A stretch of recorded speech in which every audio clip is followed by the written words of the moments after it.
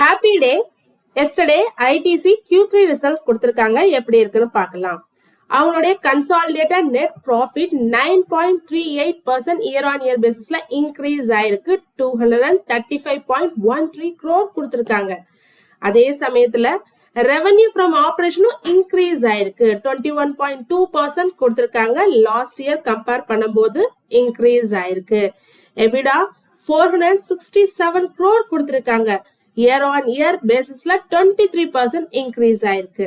ஆனா EBITDA margin பாத்தீங்கன்னா 110 basis point increase ஆயிருக்கு. 39% இன்க்ரீஸ் ஆயிருக்கு. அவனோட செக்மெண்ட் வைஸ் பெர்ஃபார்மன்ஸ் பார்த்தோம்னா வெட்டிங்கா இருக்கட்டும், மீட்டிங்ஸா இருக்கட்டும், இல்ல இன்சென்டிவ்ஸ், கான்ஃபரன்ஸ், எக்ஸிபிஷன் செக்மெண்ட் எல்லாமே நல்லா க்ரோ ஆயிருக்கு.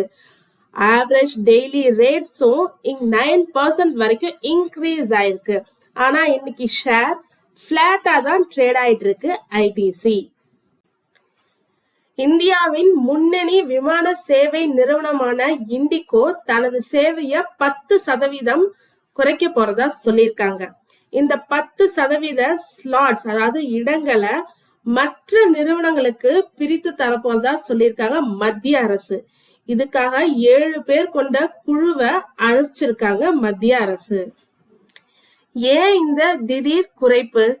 விமானிகள் பணி நேர விதிகள், அதாவது FDTL ரூல்ஸ் சொல்லுவாங்க, அதுல மாற்றம் கொண்டு வந்திருக்காங்க மத்திய அரசு.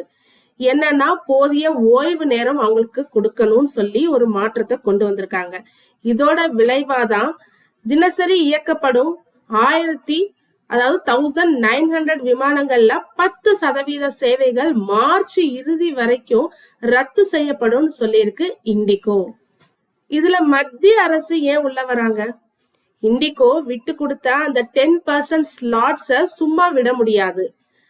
அங்க சிவில் விமான போக்குவரத்து அமைச்சகம் ஒரு 7 பேர் கொண்ட குழுவை அமைச்சு அந்த 10 ஸ்லாட்ஸ ஏர் இந்தியா, ஆகாஷா ஏர், ஸ்பைஸ் ஜெட்டுக்கு பிரிச்சு தரப்போறதா சொல்லியிருக்காங்க.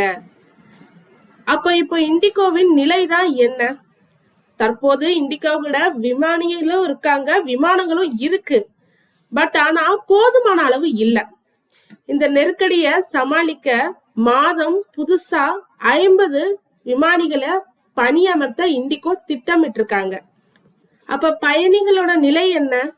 February 10 பிறகு பயணிகளுக்கு ஒரு பெரிய அளவில் பாதிப்பு இருக்காதுன்னு இண்டிகோ சொல்லியிருக்காங்க. கோடை கால வரும் வர இந்த தற்காலிக மாற்றங்கள் அமலில் இருக்கும்னு சொல்லியிருக்காங்க மத்திய அரசு. அப்ப ஷேர் மார்க்கெட்ல இண்டிகோவுடைய தாக்கம் எப்படி இருக்கு?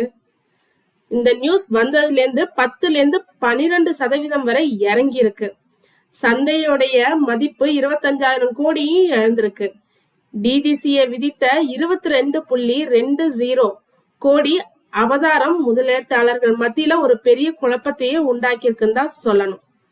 இண்டிகோவுடைய இந்த சரிவு ஸ்பைஸ் ஜெட் மற்றும் ஆகாஷ் ஏர் போன்ற நிறுவனங்களோட பங்க உயர செஞ்சிருக்கு. ஆனா இதெல்லாம் ஷார்ட் டேர்ம்க்கு தான். Q3 and Q4 ரிசல்ட்ல என்னன்னு தெரிஞ்சிரும். அதுக்கப்புறம் இந்த ரூல்ஸ் எல்லாம் செட்டில் ஆகி எல்லாமே ஒரு சீரான நிலைமைக்கு வந்ததுக்கு அப்புறம் இண்டிகோ நல்லா செயல்பாடு தொடங்கும்னு எதிர்பார்க்கப்படுது. ஷார்ட் டேர்ம்ல இந்த டிப்ஸ் இருந்தாலும் பை ஆன் டிப்ஸ்ன்ற ரேஞ்ச்ல தான் பெரிய முதலீட்டாளர்கள்லாம் சொல்லியிருக்காங்க. தேங்க்யூ.